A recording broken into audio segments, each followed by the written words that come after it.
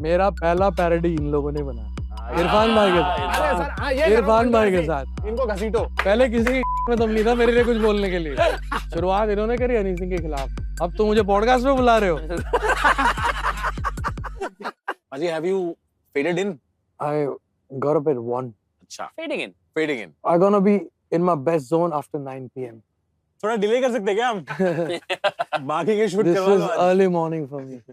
I have Yeah. start with very straightforward question. Yeah. As a huge fan of your music and having watched the documentary, abs आ गए? Abs छोड़ दिए। Abs छोड़ दिए? Abs छोड़ दिए। Abs छोड़ Ab दिए। वो वाली abs छोड़ दी। अच्छा अच्छा। अच्छा। पर पाजी album is feeling awesome. Yeah. Yes. काफी अलग तरीके से सोच में ये एल्बम बनाई थी मैंने। पाजी एक मैं बात बोलूं? हाँ जी If you don't mind. हाँ जी हाँ जी no problem। मैंने और कुल्लू ने सारी इंटरव्यू देखी है। आज कुछ आपको ऐसा बोलना पड़ेगा जो जिससे हमारी फैन बॉइंग पूरी हो। पूरी हाँ आप जो पूछ रहे हो मैं जो समझ में आ रहा है मैं वो बोल रहा हूँ। और मजे की बात ये है कि मुझे लग रहा था कि मेरी फैन फॉलोइंग जो 30 से ऊपर के लोग हैं वही है वो पुराने वाले जो मुझे सुनते आ रहे हैं। लेकिन अभी थोड़े दिनों पहले मैंने अपने इंस्टाग्राम के इनसाइट्स में गया हूँ। मुझे देखना भी नहीं आते थे लेकिन देखे मैंने तो 18 से 24 साल के 60% बच्चे मुझे देख रहे हैं और सुन रहे हैं कि ये क्या कर रहा है बूढ़ा। आपको सच में ऐसा लगा था कि सिर्फ पुराने वाले ही सुन रहे हैं? मुझे ऐसे ही लगा। हाँ। मुझे नहीं ऐसे नहीं ही लेकिन लगा। वो 18 से 24 जैसे मैं 27 का हूँ और लाइक मैं तो 12 कितने हम 9th या 10th में थे जब आप डोप शो आया था। आई रिमेंबर पाजी आए थे वहाँ कॉन्सर्ट में और हम लोगों को टिकट ऑफ कोर्स कौन ही टिकट देगा 10th 11th क्लास में तो हम लोग बाहर लटके हुए थे दीवार से। हनी पाजी आए और हनी पाजी आए स्टेज पे उन्होंने बोला कि जितने लोग लटके हुए हैं सारे अंदर आ जाओ। और हमने कहा वाह भाई गजब मामला हो गया और सब अंदर पूरा केओस मच गया और बहुत मजा आया फिर। Did you enjoy the chaos? I love chaos। कोई बताओ ना। सबसे कोई chaotic chaotic- कॉन्सर्ट आपको याद हो chaotic पूरे क्या हुआ है? इंडिया में कहाँ आपको ऐसा लगा कि वो हर जगह तोड़फोड़ होती है। एक बारी देहरादून में था वहां सिर्फ हम लोग 2 ही गाने परफॉर्म कर पाए। और 2012-2013 मेरा 60 मिनट का सेट होता था लेकिन मैंने कभी भी 35 मिनट से ऊपर परफॉर्म ही नहीं कर पाता था क्योंकि जब मैं धीरे धीरे शुरू कर रहा हूँ ब्राउन रंग ब्लू आईज ये वो तो लोग सुन रहे हैं। जैसी अंग्रेजी beat dope show high heels ये होता था तो तोड़फोड़ हो जाती। आज तक शो में ऐसा नहीं हुआ मेरे कि मैंने लास्ट शो परफॉर्म किया 60 मिनट्स का सेट कंप्लीट किया और बोला थैंक यू सो मच आपके शहर में दोबारा आएंगे। कभी नहीं हुआ। चलो चलो चलो चलो चलो ऐसे एग्जिट होती थी। फिर आपने वेडिंग शोज भी किए बहुत बहुत कॉर्पोरेट शोज भी किए तो बताओ ना कुछ वेडिंग शो का मीटर क्या है कॉर्पोरेट शो चाचा का जी ने आपको गोद में उठा लिया। हाँ। नहीं हाँ मैं बहुत यही होता है वेडिंग शो सबसे आसान है। 400 लोग होते हैं मुझे जब तक ये लोग स्टेज पे चढ़ाते हैं तब तक आधे सेट हो रखे होते हैं। तो लड़का लड़की को बुला लो थोड़ा उसमें टाइम वेस्ट कर दो फिर फुफ्फड़ को बुला लो फिर बुआ को बुला लो फिर मासी को बुला लो। To anybody watching this interview who had booked Honey Singh for a wedding last year, मिले करे हाँ यही तो हुआ ना हमारी शादी में। We apologize. Aji, when your first album is International Villager, it was the biggest album. उसको follow करना, to continue doing it, like do you look at कि लोग आज भी आके वो गाने demand करते हैं? Do you look at that with pride, or do you feel the pressure कि यार I need to still be able to beat my best work? Pressure नहीं मैं फील करता। मैं मेरी अपने आप से एक जिद है अपने आप से एक कंपटीशन है। जब मैं इंटरनेशनल विलेजर बना रहा था तब भी उसके बाद जब मैंने ये ब्लू आइज बाकी सारे गाने बनाए तब भी जो मैंने बॉलीवुड के लिए किया उसमें मैंने इतना स्ट्रेस नहीं लिया क्योंकि ऑलरेडी इतने बड़े बड़े ब्रांड्स ने मुझे बुलाया तो मैंने कहा ये तो इनको कुछ भी कमर्शियल बना के दे दूंगा ऊपर से एक मूवी का बजट पुश होता है और एक स्ट्रेटजी होती है तो गाना उठ ही जाएगा। बट आप ये बिलीव करो कि मेरा गाना 2013 में आया ब्लू है पानी पानी लुंगी डांस उसके बावजूद मैंने एक सिंगल किया ब्लू आइज सिर्फ अपनी जिद के लिए कि ये नहीं है कि मेरे साथ अक्षय बाजी खड़े हैं या मेरे साथ शाहरुख भाई खड़े हैं तो ही मैं इस साल का बड़ा गाना दे सकता हूँ। मैं अपने बलबूते पे एक गाना दूंगा और ब्लू आइज भी बहुत चला। तो वो जिद शुरू से रही। पिछले 2-3 साल लास्ट साल में जो थी मेरी हनी 3.0 वो मुझे समझ नहीं आ रहा था कि मैं क्या करूँ क्योंकि मैं एकदम केव से बाहर निकला तपस्या करके 7 साल की तो मुझे पता ही नहीं दुनिया कहाँ थी क्योंकि मैंने इंटरनेट नहीं देखा तो वो मेरे लिए बड़ा मुश्किल था। लास्ट एल्बम बड़ी मुश्किल थी मेरे लिए लेकिन इस बार मैं सबकी डिमांड आ रही थी क्योंकि लास्ट एल्बम मैंने म्यूजिक प्रोड्यूस नहीं किया था तो सारे फैंस की डिमांड आ रही थी कि आप क्यों नहीं म्यूजिक कर रहे तो मैंने कहा मुझे प्रैक्टिस करनी पड़ेगी। तो लास्ट ईयर नवंबर से मैंने प्रैक्टिस शुरू करी। जनवरी में मैंने डिसाइड किया कि now is the time I can produce. Yeah, while we're on the subject, since you're saying that you're a producer, I think a lot of people don't know the role of a producer in hip hop in general. So can you please explain that? Producer is the main father, the real father of a song. उसमें क्या होता है कि pop में या Bollywood scene में composition से production पे पहुंचता है गाना, लेकिन हिप हॉप में तो स्ट्रिक्टली पहले बीट ही बनेगी। हाँ, ये नहीं है कि पहले फ्लो बना तो बाद में बीट बनी। तो हिप हॉप में तो प्रोडक्शन ही सब कुछ मेन प्राइम थीम है, जिससे आर्टिस्ट को थॉट आते हैं कि इस पे मैं गाड़ी की बात करूं या लड़की की बात करूं या गोली की बात करूं या बंदूक की बात करूं। 4 key themes of hip hop. क्या था? गाड़ी, बंदूक, गाड़ी, बंदूक, गोली, लड़की। लड़की। There we go. चौथा 4 key पैसा। themes of hip hop. चौथा चौथा पैसा, पैसा। हाँ, पैसा। मिलेनियर। तो पाजी शो पे आते about the documentary, we all saw it. How are you able to be so open about, like, it's the thing that I admire, right? We were Yeah, discussing 100%, backstage, just as yeah. an artist, to be able to be this open about everything that you went through.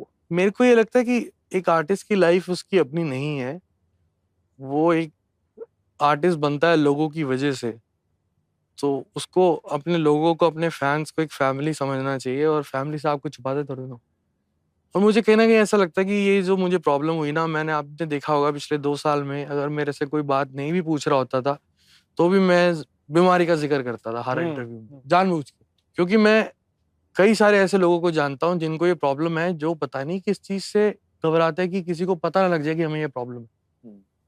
तो मैं तो इस चीज के खिलाफ हूँ। और दूसरी बात ये है कि जिस वजह से मुझे ये बीमारी हुई, नशे कर रहा हूँ की वजह से, वो मैं चाहता हूँ कि ना करे लोग। तो I think it's important to talk about it. In a field like hip hop especially, right? जहाँ एकदम ऐसे एक typical masculinity होती है, एक में गबरू टाइप शो ऑफ स्ट्रेंथ होता है, उसमें आके एक vulnerable character बनना, आपको डर नहीं लगा कि आपकी जो इमेज है बचपन हाँ। से, जैसे हम वही बात कर रहे थे कि हम बचपन में देखते थे आपकी तो एक फोटो है, दिल्ली में बाइक चला रहे हो आप, पूरे मसल्स दिख रहे हैं, वो फोटो सब लोग डीपी पे लगाया करते थे। कि गैंगस्टर vulnerability कैसे दिखा सकता है? वो तो पिक्चरों में कहा जाता है ना कि मर्द को दर्द नहीं होता। हाँ वही, मर्द को दर्द होता है, बिल्कुल होता है। शेर को भी चोट लगती है, हाँ, वो अपने ही थूक से अपने जख्म को करता है, चाटता है। काटता है। क्या दिक्कत है? लग गई, चोट लग गई। अगर आपको डर लग गया कि लोग मेरे बारे में क्या सोचेंगे, फिर काहे के मर्द आप। हाँ सही बात। तो अभी जब मैं थोड़ा लाइटर मोड पे कर देता हूँ, क्योंकि हम भी बात कर रहे थे, और होटल्स की आपने बात करी, तो जब आर्टिस्ट का प्रोग्रेशन होता है कि थोड़ा चलना चालू होता है, तो धीरे धीरे चेंज होता है, पहले इकोनॉमी, फिर इमरजेंसी एग्जिट, करेक्ट। फिर प्रीमियम इकोनॉमी। तो आपका क्या प्रोग्रेशन था सर? पहले आप कौन सी फ्लाइट्स में जाते थे, फिर आपने क्या रूम से स्वीट, डीलक्स रूम, फिर स्वीट? आप बिलीव नहीं करोगे, मैं 2008 से दुबई जा रहा हूँ मौज मस्ती करने। तब मैं सिर्फ म्यूजिक प्रोड्यूसर था पंजाब में। मैं 10 से 12 लाख रुपए महीने का कमाता था उस वक्त, और 8 से 9 लाख रुपए में उड़ा के आ जाता। तो मैंने आज भी मैं जिस भी होटल में रहता हूँ, जो भी फ्लाइट में जाता हूँ, जो भी क्लास में जाता हूँ, वो मैं तब से लेके आज तक वही मांगता हूँ, जो अगर कल को मुझे फ्री में ना मिले तो मैं अफोर्ड कर सकूँ। वाह, क्या बात। तो मैंने आज तक कभी प्रोमोटर्स या क्लाइंट्स के पैसों पे, क्लाइंट गलत बोल दिया मैंने, नहीं अभी हम क्लाइंट क्या ही बैठे हुए, हमारे तो क्लाइंट ही नेटफ्लिक्स। तो क्लाइंट्स के पैसों पे मैंने कभी अय्याशी नहीं करी, जो करी अपने पैसे पे करी, और जो थोड़ा बहुत पैसा कमाया, और फूका बहुत है। वही बुर्ज खलीफा में एक शीशा तो आपका है। तो हमारे इतना पैसा डाला दुबई में। हमारे करमपुरा में कहावत है कि फट जाए सलामी तोप से दे।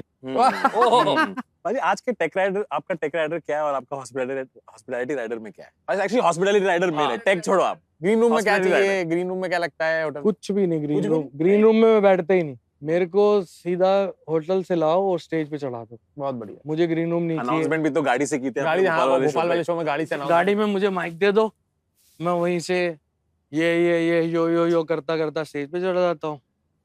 टेक राइडर में कुछ भी नहीं है, जो होटल्स हैं, बाकी हम 8-10 लोग ट्रैवल करते हैं। आप बता दीजिए कि आप बहुत लोग लेके चलते थे पहले, तो पीक के टाइम पे क्या एंटोराज कितना बड़ा होता था? हो तो 25-30 लोग होते। 25-30 लोग।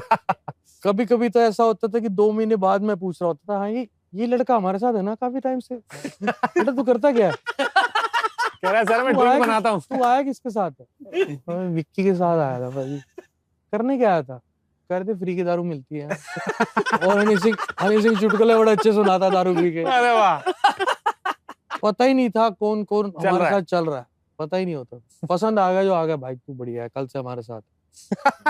ये तो माहौल में कंट्रीब्यूट करेगा ना। हाँ, माहौल चाहिए। That's it. Did you know कि यहाँ पे एक चेन है बार का जहाँ पे गन्ने का जूस और वोडका वाला ड्रिंक जो आपका फेमस हुआ था, वो अल्फाज की बनाई हुई ड्रिंक है बेसिकली।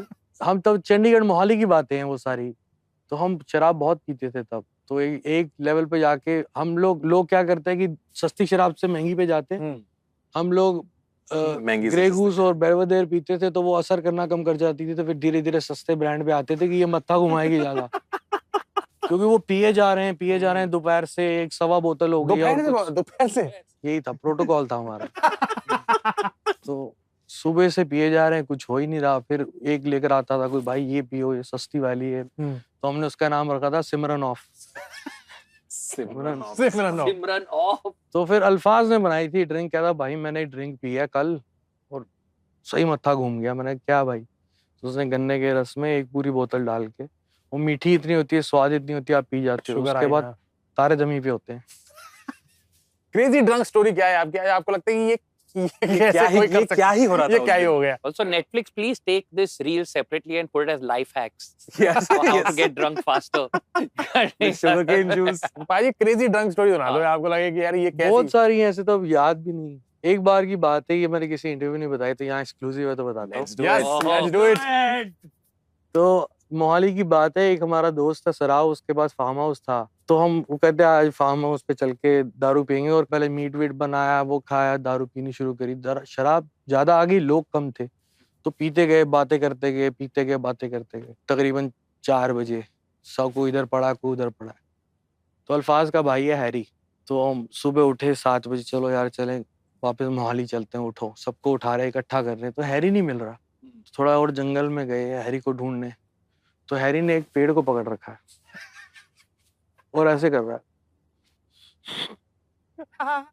मैं हैरी चल, एवी नाल जाएगा। पेड़ को कह रहे साथ जाएगा, एवी नाल जाएगा। मैं क्यों? सब कुछ हिल रहा है, नहीं हिल रहा बस। मतलब कितनी पी रखी उसने, वो कह रहा पेड़ साथ जाएगा भाई। कह रहा ये इस बंदा सही है, सब कुछ हिल रहा है, ये नहीं हिल रहा।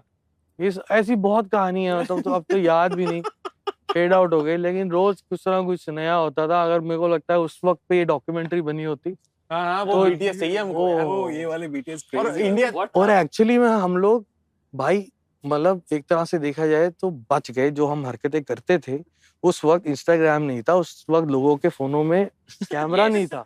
Yes. नहीं तो हमारा तो रेल पिली होती है हमारी। अब हम सभ्य हो गए हैं, तो अच्छा अब रीलें बनती हैं। आप इतना ट्रैवल टूर करते थे, जैसे ऐसी कोई कंट्री में जहाँ हिंदी विंदी नहीं बोलते लोग, बाग इंग्लिश भी नहीं उतनी समझते, और वहाँ ड्रंक हो गए और वहाँ समझ ही नहीं आ रहा किससे क्या बात करें, कौन। वहाँ हमारे साथ मॉरिशस में हुआ था ऐसा। तो अल्फाज की फिल्म चल रही थी, तो इसने 10 दिन तो शूट कर लिया। ये 11वें दिन इसको दारू पीने का मौका नहीं मिल रहा, क्योंकि रात को खत्म होते ही बोलते हैं कि सो फटाफट की सुबह उठना है। तो ये 11वें दिन दारू पी के मुझे फोन करा, कह रहा भाई यार याद आ रही है यार, आ जाओ एक दिन ले यार। मैं कहा यार मैं तो इधर उधर घूम रहा हूँ, अभी काम कर रहा हूँ, मैं कैसे आऊँ तेरे पास मॉरिशस? मेरे पास नहीं भाजी, आ जाओ प्लीज। मैं ठीक है। तो वहाँ पे मैंने प्रोड्यूसर जो फिल्म का था वो एक्साइटेड हो गया कि हनी सिंह भी आ गया सेट पे। मैं कहा जी आपसे एक दरख्वास्त है। कहते क्या? मैं कहा मैं 2 दिन के लिए हूँ, पूरा यूनिट पार्टी करेगा, खर्चा मैं दूंगा, आपके खर्चे से नहीं। मैं चाहता हूँ स्पॉट बॉय से लेके लाइटमैन सब पार्टी। तो वो तकरीबन 80-90 लोग थे। तो पूरे मॉरिशस में उस वक्त पे एक ही क्लब था, 2013 की बात। तो हम वहाँ गए, तो मैं कुर्सी पे बैठ गया। मैंने कहा टकीला पियेंगे सारे। तो मैंने पीना शुरू करी, सब आ रहे एक एक करके शॉट मार रहे। तो इतने में मुझे पता चला कि अल्फाज को किसी ने क्लब से बाहर निकाल दी। क्योंकि हमारी गरारी है कि हमें मुंडिया तो बच के रही, पंजाबी अंशिका का जो गाना है वो बजवाना है। बहुत बढ़िया। तो वो बजवाने गया, तो उसने मना कर दिया। तो उसने बदतमीजी करी, तो गार्ड उसको बाहर ले गए, और मैं भी बाहर चला गया। तो अल्फाज भी बाहर खड़ा है, और अपा ये नदी साले ने गाना नहीं चलाया। मैं कोई नहीं यार, कोई नहीं अंदर चलते हैं। तो वो कहना नहीं, बाहर मैनेजर खड़ा होता, तो उसको लगा ये 2 छिछोरे ही हैं बस जो हरकत कर रहे हैं। कहते नहीं अब आप अंदर नहीं जा सकते। ठीक है, मैंने ऐसे करा, एवरीबॉडी आउट।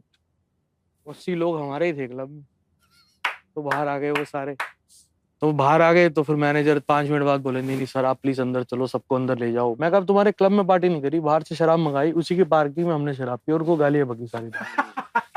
तो ऐसे बहुत सारे किस्से हैं भाई आपका एक्टिंग का भी शौक बचा हुआ है कि 2 पिक्चर करने के भाई। बाद? कोई शौक नहीं, मैंने पैसों के लिए करी थी फिल्म। सच में हाँ। मेरे को एक्टिंग का कोई शौक नहीं है, मैं कर ही नहीं सकता हूँ। परफॉर्मिंग आर्ट्स में सबसे मुश्किल काम है। So this is now age related question, okay? ये पहली बार करमपुरा में, दिल्ली में, ये 90s में हिप हॉप की एंट्री आपके लाइफ में कैसे हुई? 3 लोगों का मेरी जिंदगी में बहुत इम्पोर्टेंस है, बड़े अजीब तरीके से। एज अ म्यूजिक प्रोड्यूसर बनने के पीछे सबसे बड़ा इम्पोर्टेंस है और रीजन है ए.आर. रहमान सर का। उसके बाद तकरीबन उसी एज के दौरान जब मैं 1993 1994 में, तो मैं 10-11 साल का था, तो मैंने अपाचे इंडियन सर का पहला गाना सुना था, अरेंज मैरिज। Course. तो मैंने कहा यार मुझे ये आदमी बनना है। मैंने उनका गाना याद किया, मैं स्कूल में गाता था। फिर उसके बाद जब मैं पंजाब में था 2007 से लेके आगे तक, तो मैंने अमर सिंह चमकीला को बहुत सुना। उनसे मैंने राइटिंग का हुनर थोड़ा सीखा कि किस तरह राइट करना चाहिए। Paji, अब तो I think we all want an Apache in collabs ना, we want an A.R. Rahman collab also. Yes. हाँ, it'll happen इंशाल्लाह। मुझे उसके लिए अपने आप को इम्प्रूव करना पड़ेगा और मेरी जिद और गरारी ये है कि रहमान सर के म्यूजिक पे मैं नहीं गाऊंगा। आपके म्यूजिक पे? मेरी कॉम्पोजिशन, मेरी प्रोडक्शन वाह और रहमान सर गाएंगे। वाह, गरारी movement. Thin line between collab and beef. thin line right now between collab and beef. You will come here.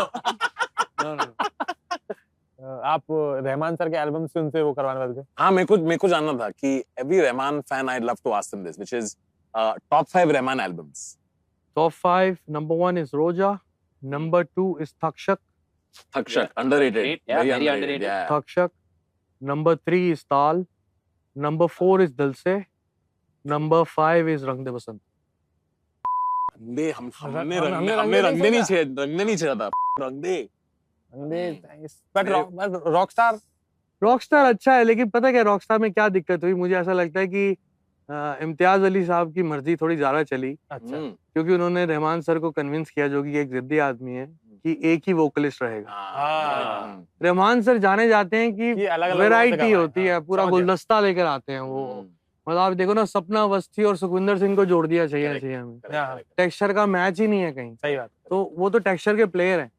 तो रॉकस्टार बहुत खूबसूरत कॉम्पोजिशंस हैं, बहुत क्रेजी प्रोडक्शन है, बट ये चीज बहुत अच्छी हुई कि मोहित चौहान सर का वोकल लिया गया, लेकिन कहीं ना कहीं टेक्सचर सारे गानों में एक था।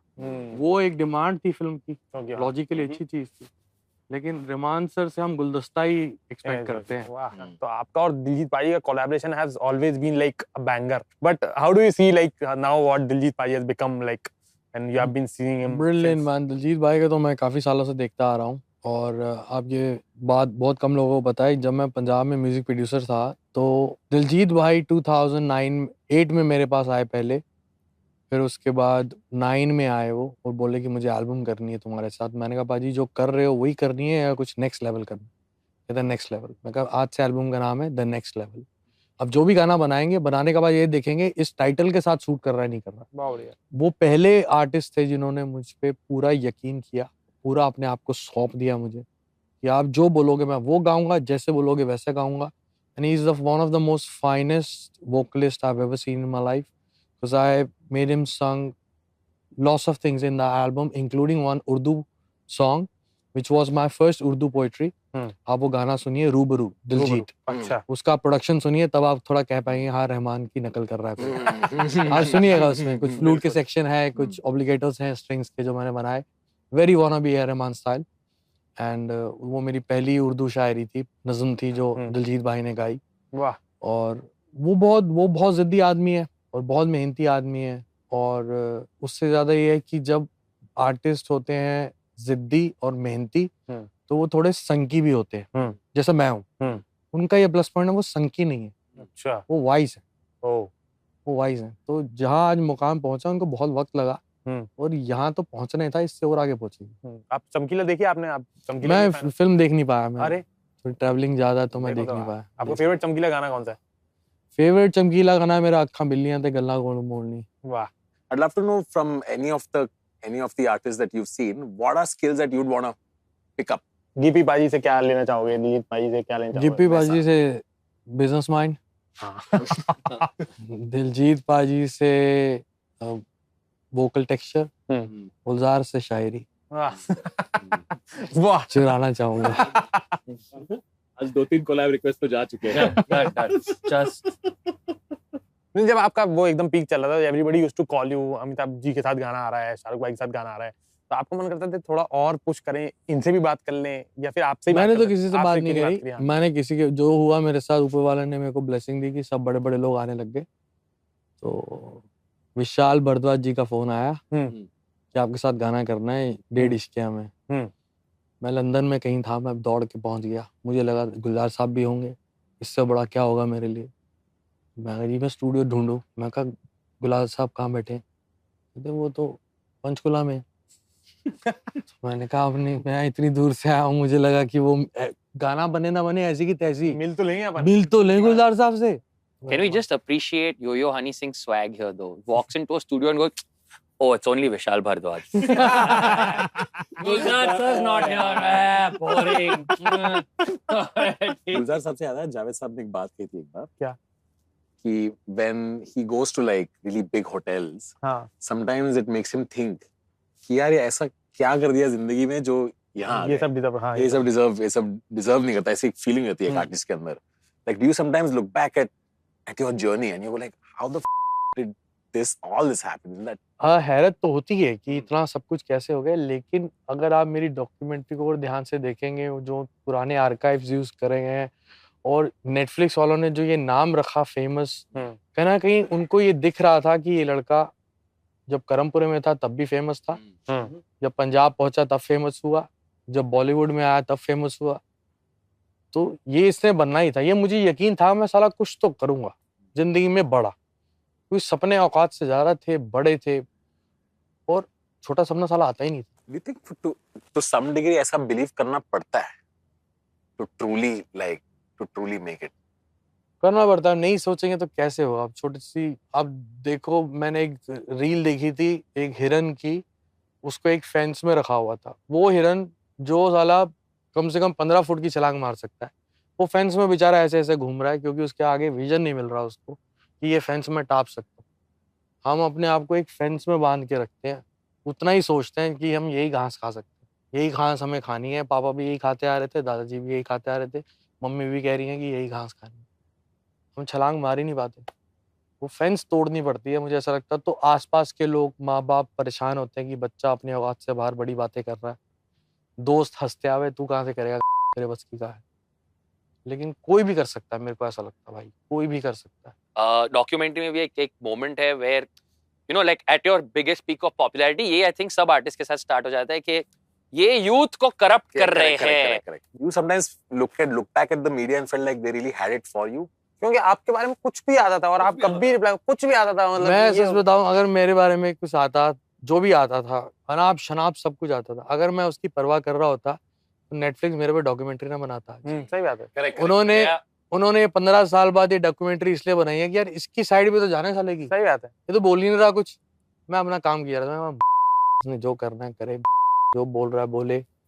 कोई बड़ा आदमी बोल रहा है, कोई छोटा आदमी बोल रहा है, हनी सिंह ये, हनी सिंह वो, हनी सिंह, करने दो, तुम खेल लो पहले, हम बाद में खेलेंगे।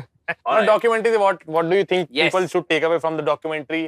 कुछ भी नहीं भाई, देख लो ये मैं हूँ। बड़ी मजे की बात मेरे को ये लगी कि इस डॉक्यूमेंट्री में ये नहीं है कि हनी सिंह कहाँ से आया, कौन सा गाना पहले हिट हुआ, फिर ये एल्बम, फिर ये अवार्ड। डिस्कोग्राफी नहीं है, जो अच्छी बात है। हाँ वही, पर्सनल है, बहुत पर्सनल। इंसान क्या है ये, सही बात। क्योंकि इसको अलग अलग किरदारों में देखा है लोगों ने, तो ये इसका असली किरदार कैसा है, तो वो निकाला इन लोगों ने। There's a moment which really tells you how real he's being. Okay, at one point looks at camera and says, क्या condition है तुम लोग Yes, समझते that नहीं was हो। my favorite part of it. I want Honey Singh to do all mental health. Yes, yes. He's like, ना अगर लोगों से condition है ना, I'm like, this is what we वो need. लड़के ऐसे ही समझेंगे भाई। हाँ, exactly. लौंडे जो है Exactly, मेंटल हेल्थ को 100% सीरियस तभी agree. लेंगे जब मतलब Completely agreed. Is it complicated to date as a famous person? हाँ, डिपेंड करता है कि अब किसको फंसाना चाहते हो। लो कंट्रोवर्सी। There you अभी go. आप सिंगल हो कि नहीं? नहीं, अब सिंगल। अच्छा, ऐसे high pressure question नहीं पूछते भाई। Yeah, wow. नहीं ऐसा कुछ नहीं, मैं कुछ नहीं बता छुपा। रहे थे वो ठीक है, ठीक है। मैं जो करा सरेआम करा, अच्छा, ठीक है, ठीक है। अभी कुछ छुपा के नहीं किया। अच्छा, तो बड़ी ये दिक्कत होती है एज अ इंडियन सेलिब्रिटी कि आप हिंदुस्तानी लड़की के साथ डेट नहीं कर सकते क्योंकि वो आपको पहले से जानती है, किसी तरह जानती है। फिर आप कहीं जाते हो तो एक भी आपके साथ चलता है। तो ऑनराज That is the official term. Official term. All right. Entourage is fake French तो nonsense. उसमें आपको साला ये नहीं पता लगता कि यार ये मुझे पसंद कर रही है, ये जो तामझाम है इसको पसंद कर रही है। तो मैं अपनी लाइफ में उधर शिकार करना ज़्यादा पसंद करता हूँ जहाँ पता ना हो कि मैं कौन हूँ। और मैंने वो कई बार ट्राई भी किया और सक्सेसफुल भी रहा है। वाह। तो 2-2 3-3 महीने बाद मैं बताता था कि मैं ये हूँ। तो मेरा एक सीक्रेट नेम है उसके लिए हृदय सिंह। ना माहिर माहिर। अच्छा एक्सपर्ट। नेटफ्लिक्स यहाँ इससे सबटाइटल बना लो। There we go. There we बाकी go. शुभम की स्माइल देखो। माहिर जितना भी भाई। ये बेचारा बार बार ये पूछता रहा, सर बोर्डिंग पास जो टिकट अब करानी है वो कौन सी मैडम की करानी है? और ये मैडम इस डेस्टिनेशन से यहाँ तक जाएंगी तो यही वापस आएंगी या वहां से कोई और आएंगी? लेकिन अब ऐसा कुछ नहीं होता। आपका पीआर वहां पे अभी बोर्डिंग पास फाड़ रहा है अपना। अब मैं खतरनाक इश्क में हूँ भाई। अरे आप आशिक मिजाज आदमी हो, लेकिन आप आशिक मिजाज आदमी हो। बहुत बेइंतहा किया जो भी किया। वाह। एक्सट्रीम किया कुछ भी, मतलब चाहे जिंदगी में कुछ भी किया एक्सट्रीम किया। तो इश्क भी करता हूँ तो Yo honey simp.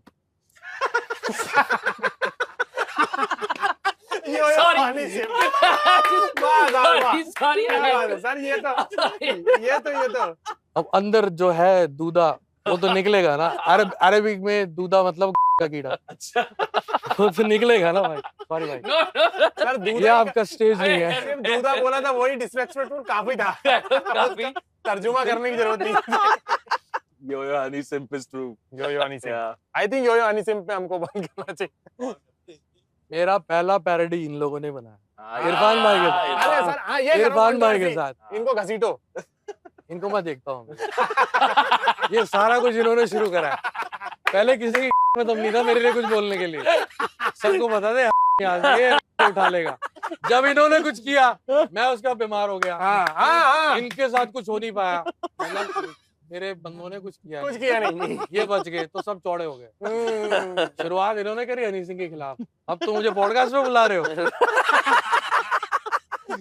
All right, so what's the story of the boy who was always famous? Famous is now out on Netflix. Watch now.